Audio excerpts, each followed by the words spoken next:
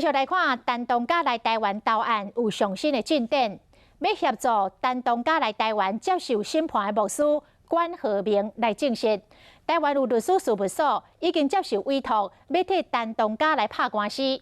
这间事务所的合伙人就是前总统马英九的好朋友陈忠文。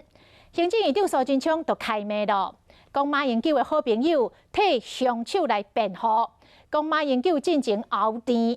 当前被害者的家属，即摆看起来根本就是魔鬼现形。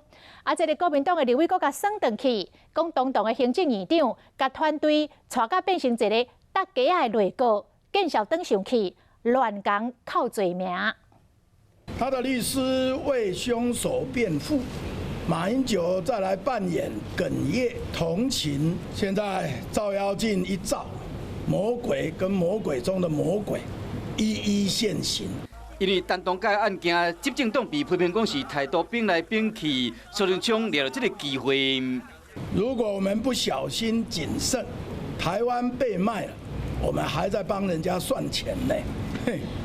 陈同佳来台湾投案，即马找到台湾出名的利律师事务所拍官司，股东陈忠文又搁甲前总统马英九关系密切。虽然讲管和明证实讲，负责替陈同佳辩护的律师毋是陈忠文，但过苏贞昌认为讲马英九甲陈同佳这个案件都是有关系。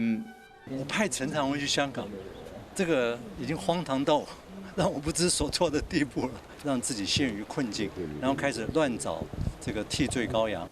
即马又搁听讲，陈同佳来台湾投案的时间会延到明年总统大选后。这件杀人案牵涉到政治因素，嘛好调查之间逐工伫攻防。一个堂堂的行政院长，把这个团队带成一个斗鸡内阁，见小登上去啊！